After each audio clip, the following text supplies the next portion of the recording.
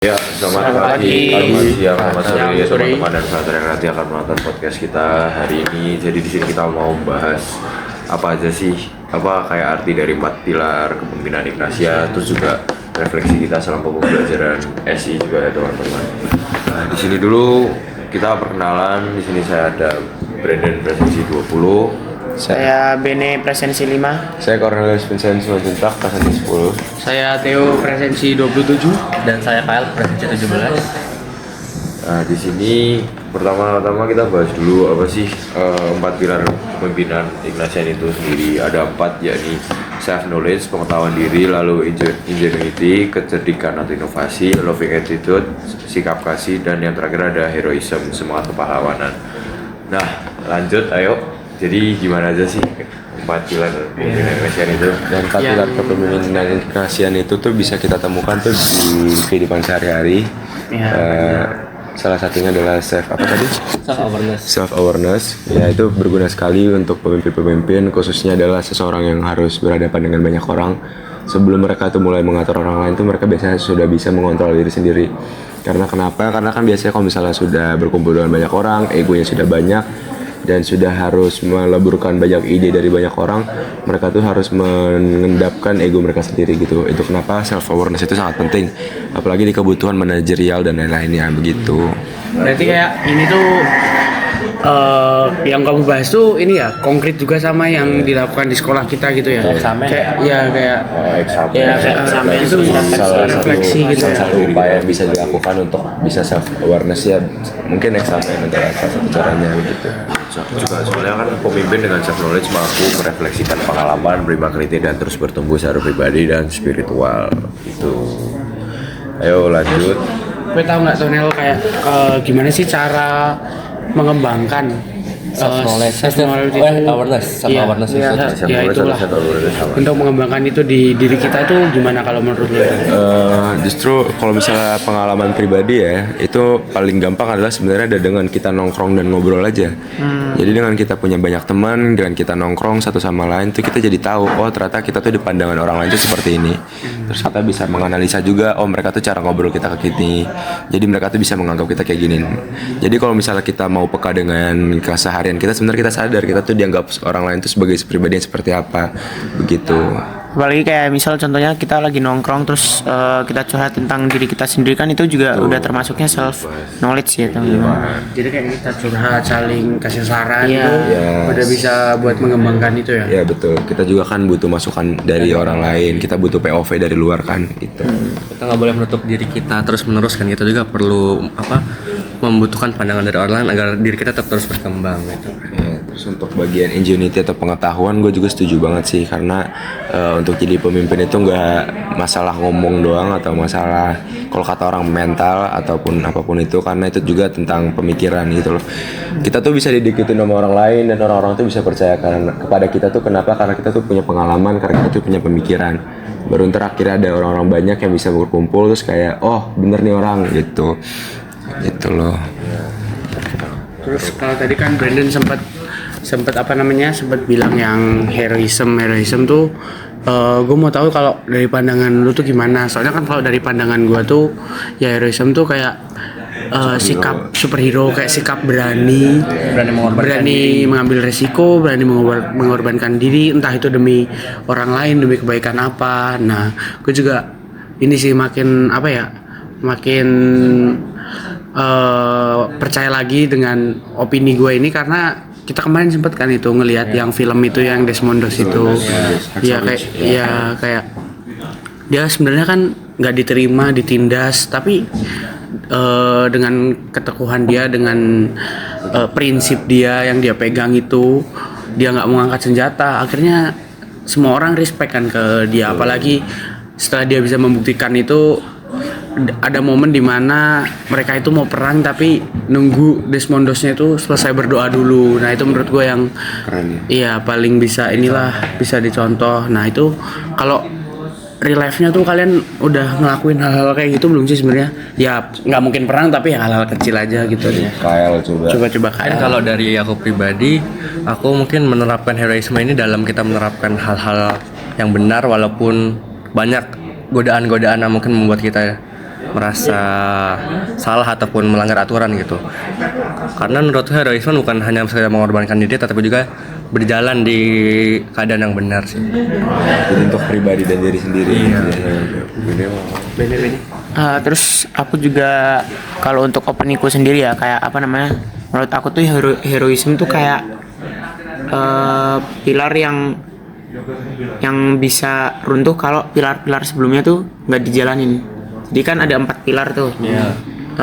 Yang ingenuity, loving attitude, terus abis itu self knowledge sama heroism. Nah, untuk menciptakan sikap heroism tuh kita harus melengkapi 3-tiganya dulu yang sebelumnya itu. Apalagi kan kalau kita mau menjadi pemimpin yang baik, terus apalagi kayak pengalaman Desmond Doss yang di film itu kan sebelumnya kan dia nggak diterima, terus tapi dia tetap menerapkan self knowledge, apalagi dia digebukin gitu-gitu kan, tapi dia tetap rendah hati, terus habis itu tetap menerima dirinya sendiri juga, terus habis itu kayak dia menerapkan loving attitude juga, walaupun temannya ngegebukin dirinya sendiri, cuman kan tetap dibantuin pas perang, apalagi dia yang ngorbanin dirinya pas sendirian ngegotong malam-malam itu iya kan dia nyelamatin. Ya menurutku itu suatu hal yang bisa buat heroism tuh jadi terrealisasikan gitu sih. Kayak dia nggak dendam, tapi dia malah kayak ingin membuktikan gitu loh, kayak hal yang kalian lakukan tuh tidak benar, tapi bukan dengan kekerasan membuktikannya, malah dia memilih cara yang bisa menyentuh hati teman-temannya dan komandannya itu kan. Oke, terus ada kan setelah kita mempelajari nih 4 pilar dari kepemimpinan ini, untuk di kehidupan kalian sehari-hari kan kalian pasti melakukan organisasi lah, entah olahraga ataupun apapun itu kan akan selalu bergesekan dengan orang lain. Nah, bagaimana sih dengan kita belajar ini itu tuh bisa bermanfaat gitu loh di kehidupan sehari-hari? Mungkin sebagai contoh akan aku jawab dulu gitu lah. Kan aku tuh mencoba untuk memulai bersinggungan dengan orang lain itu salah satu contohnya adalah mungkin saat berorganisasi atau sedang berkumpul bersama orang lain gitu loh. Menurutku pilar kepemimpinan ini bermanfaat itu karena di saat kita sedang beradu pendapat, di saat kita sedang mengobrol dan ada beberapa orang yang kontra, justru itu tidak melahirkan rasa benci dan rasa tidak suka yang justru akan memperburuk keadaan selanjutnya gitu. Justru dengan rasa kontra, dengan adanya perdebatan itu membuat gue berpikir kayak ternyata ini tuh yang membuat sesuatu itu berkembang gitu loh. Entah kita sedang mengerjakan tugas, entah dalam proyek atau apapun itu sangat bermanfaat. Apalagi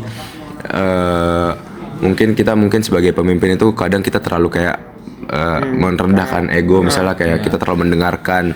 Nah, heroism itu bagi gue sendiri tuh kayak menempatkan space kecil, jadi walaupun kita mendengarkan ego orang lain, mendengarkan pendapat orang lain, kita tuh tetap harus punya kepribadian dan jiwa pemimpin sendiri sebagai satu poros tiang begitu.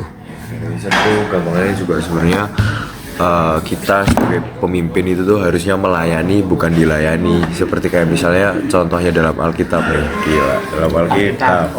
Misalnya kayak Yesus yang membasuh kaki muridnya, itu kan murid-muridnya bahkan sampai kayak udah nggak mau, mereka bahkan sampai nangis begitu kan, tapi Yesusnya tetap bersikeras untuk membersihkan, membasuh kakinya, memandikan mereka. Nah, itu menunjukkan sikap kayak contoh heroisme kepemimpinan dia dengan bagaimana pemimpin itu melayani bukan dilayani. Tapi di kehidupan nyata, kalau di kehidupan nyata sendiri tuh aku paling gampang ya paling basket sih. Di basket itu kayak bener-bener 4 pilar itu tuh kayak hampir semua kejadian, misalnya self knowledge, pengetahuan diri. Kalau aku main, aku bisa sadar diri, aku nggak memang misalnya aku lagi pengen poin atau aku lagi pengen nge-score, tapi aku harus sadar diri, menempatkan diriku, bagaimana kemampuanku tuh bisa nggak sih segitu, aku kuat nggak, lihat kondisi. Terus kalau ingenuity tentang aku bagaimana memahami apa yang dikasih coach ke aku gitu-gitu. Terus kalau loving attitude ya misalnya ada yang lagi nggak sependapat atau lagi ada kesalahan dalam lapangan atau luar lapangan, itu kita bisa ngertiin satu sama lain gitulah. Jadi nggak ujung-ujungnya walaupun misalnya kita di lapangan ada masalah, memang itu masalah di lapangan kita bisa selesaiin di masalahnya di lapangan juga, jadi nggak merambat sampai keluar lapangan gitu. Terus kalau untuk heroismenya sendiri, aku ngerasa kayak misalnya melayaninya itu tuh kayak kita ngajarin hal-hal yang mungkin orangnya itu nggak mudeng, belum mudeng dan lain-lain. Terus juga gampangannya apa ya, kalau kita lagi main nggak maruk lah gitu. Ya gitu mungkin. Terus kalau lainnya ini Ada yang lainnya mungkin dari Benny. Ya mungkin itu aja sih, kayak apa namanya, misal terutama kan di SMA ini aku belum pernah masuk organisasi apa-apa kan, cuman paling SMP doang aku join OSIS. Mungkin ya yang untuk kerasa banget sih untuk sekarang ya paling tugas sih.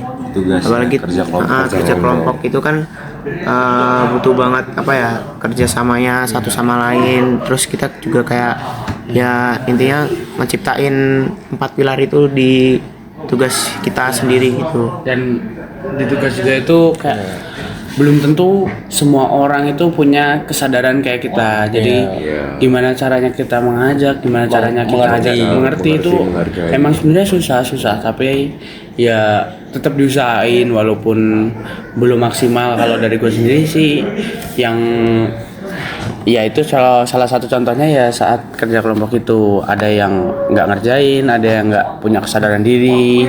Ya sebenarnya rasanya juga emosi gitu, dongkol gitu. Ini orang gini terus, kenapa nggak berubah-ubah. ya kalau sesekali nggak apa-apa lah ya. Terlalu sering. Iya, manusia kan ya sekali males ya oke lah. Ini kan tapi kalau terus-terusan ya nggak bisa gitu juga dong. Nah itu gimana aku tuh menahan diri, terus kayak yang ngajakin lah akhirnya. Nah itu juga sebagai salah satu contoh. Terus ya sama kayak Brandon tadi juga, Brandon basket ya. Ya aku juga join futsal kan, kayak ya di situ apalagi yang tahun kemarin yang kelas 10 itu banyak banget perdebatan, banyak banget berantem, internalnya sendiri rusak. Tapi kan gimana caranya lebih ke cari solusi. Akhirnya kan kita udah sempet selesaiin masalahnya. Ya cara menyelesaikan masalah itu juga menggunakan 4 pilar Ignatian ini sendiri, karena ya ketika kita semua itu sudah menyadari pentingnya dan efeknya buat kita, ya pasti kita tidak akan mengulangi kesalahan yang sama lagi gitu loh. Kayak oh ya udah kemarin ini jadi pelajaran gitu. Dan mungkin kalau kata Theo tadi kan banyak konflik-konflik gitu kan. Mungkin kalau dari pendapat diriku pribadi sih, kita dapat mengatasi konflik itu dengan kita menjadi orang yang lebih baik ataupun menjadi teladan bagi orang lain gitu. Karena dengan menjadi teladan orang lain, aku merasa bahwa orang lain dapat mengerti akan hal itu dan mereka akan sadar akan kesalahan mereka.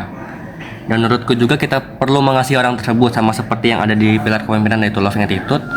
Karena jikalau kita hanya memberi teladan tapi tidak mengasihi orang lain, malah anggapnya bukan memberi teladan, lebih ke arah menyombongkan diri saja gitu. Jadi kita tetap perlu rendah hati, perlu rendah diri untuk mengasihi dan juga memberi sebuah pelajaran untuk orang lain gitu. Ya, pokoknya kalau kalian mau lihat, kalian mau menyadari sebenarnya 4 pilar kepemimpinan itu tuh bisa diterapkan hampir di semua kegiatan. Mau entah itu nugas, entah itu mau kerja kelompok ataupun organisasi dan aktivitas fisik lainnya.